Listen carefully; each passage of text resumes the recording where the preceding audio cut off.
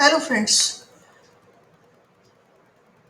आपके अपने YouTube channel Jaipur lawyers में आपका स्वागत है। तो दोस्तों, हिंदू मैरिज एक्ट की आज हम बात करेंगे। प्रीलिमिनरी मैं इसमें पहले पढ़ा चुकी हूँ। डिस्क्रिप्शन बॉक्स में आपको मेरी इस वीडियो का लिंक भी मिल जाएगा, सेक्शन 1 से लेकर 4 तक। तो दोस्तों, आज हम बात करेंगे conditions for a Hindu marriage, section 5 में 5 ही पॉइंट्स है, कंडीशंस हैं जिन्हें आपको ध्यान रखना होगा। प्री और मीन्स दोनों के लिए बहुत ही इंपॉर्टेंट है, और प्री के तो कई बार क्वेश्चंस सेक्शन 5 में से आते ही हैं। तो दोस्तों, सेक्शन 5 को याद करने का सबसे बहुत ही इजी तरीका बता रही हूँ मैं आपको। सेक्शन 5 को कैसे याद करें? हिंदू लॉ जो है, हिंदू मैरिज एक्ट 1955। तो हिंदू मैरिज एक्ट है 1955। 1955 में 2 बार 5 आ गया। ये कौन सा सेक्शन है? सेक्शन 5 हो गया। कंडीशंस कितनी है इसके अंदर? 5। 6 जो है वो ओमिटेड हो चुकी है। तो इसमें कंडीशंस कितनी है? सेक्शन 5। तो आज दोस्तों इसी को हम शुरू करते हैं और आगे की वीडियो में देखते हैं।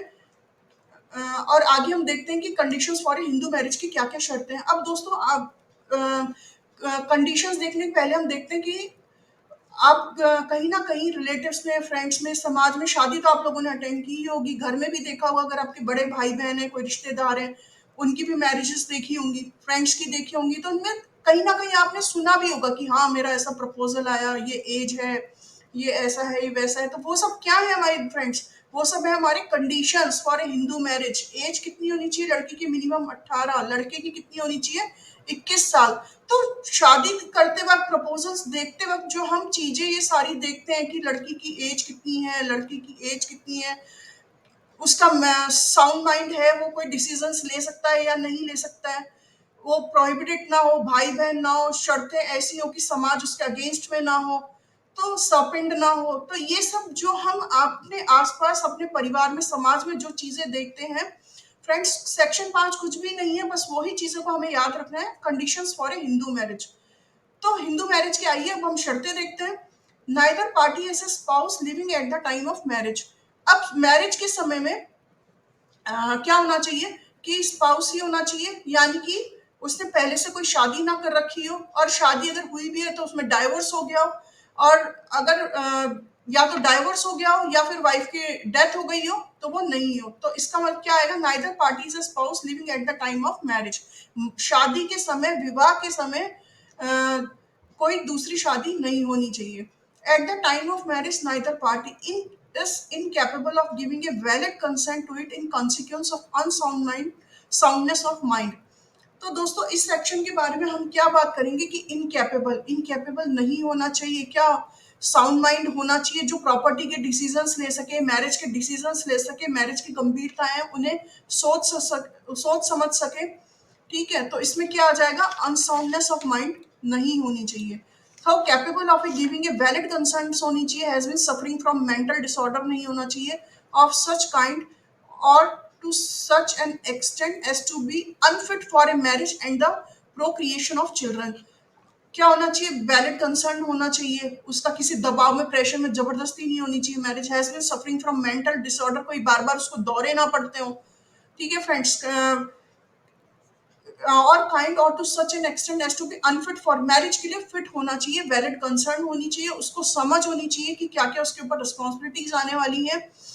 ठीक है, और प्रोक्रिएशन ऑफ, जो संतान को संतान उत्पत्ति के लिए भी अयोग्य नहीं होना चाहिए। Has been subject to recurrent attack of insanity, के बार बार मिर्गी के दौरे आना, कोई दौरे पड़ना। ये नहीं कि कुछ टाइम के लिए, मान लीजिए आप साउंड माइंड है और कुछ ऐसे, कुछ पर्टिकुलर, कुछ टाइम के लिए, विद इन सेकंड्स के लिए, मिनट्स के लिए आपको कोई दौरे पड़ रहे हैं, कोई अटैक्स पड़ रहे हैं, उसमें आप अनसाउंड, तो वो चीज नहीं होनी चाहिए फ्रेंड्स। ठीक है, तो अब आगे पढ़ते हैं। The bride groom has completed the age of 21 years old and the bride, और age of 18 years at the time of marriage. तो ब्राइड ग्रूम की मैरिज भी की एज भी आ गई है। The parties are not within the degrees of prohibited relationship unless the custom or usage governing each of them permits of a marriage between the two। अब ये दोस्तों, ये क्या बोलता है कि प्रोहिबिटेड नहीं होनी चाहिए रिलेशनशिप। प्रोहिबिटेड का मतलब, वैसे मैं आपको पहले की जो मेरी वीडियोस हैं, प्रीलिमिनरी सेक्शन 1 से 4, उसमें मैं बता चुकी हूँ। आप उसमें डिस्क्रिप्शन में आप लिंक देख सकते हैं, उसमें पढ़ सकते हैं।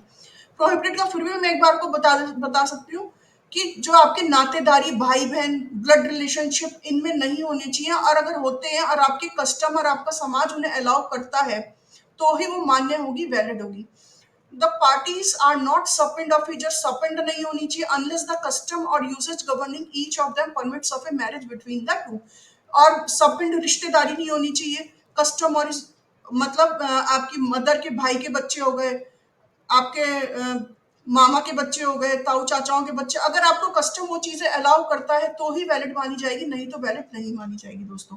अब सेक्शन 6 की बात करें तो चाइल्ड मैरिज जब आया था उसमें क्या था, कोई एज नहीं थी दोस्तों।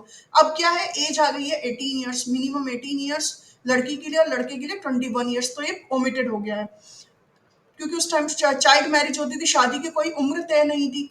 अब क्या है, आप वोटिंग के राइट्स आपके 18 में मिल जाते हैं तो नेचुरल सी बात है, अगर आप वोटिंग के राइट्स रखते हैं तो आप मैरिज करने के लिए भी एक सुटेबल एज हो जाती है। तो इस वजह से सेक्शन 6 क्या हो गया, ओमिटेड हो गया है। तो दोस्तों आज का हम ये सेक्शन 5 यही कंप्लीट करते हैं। तो आप वीडियो को लाइक और शेयर करना ना भूलें। अगर आपको कोई प्रॉब्लम है, कुछ समझने में इश्यूज है, तो कोई क्वेश्चन कोई क्वेरी था, कमेंट सेक्शन में जरूर लिखिएगा। Thank you friends.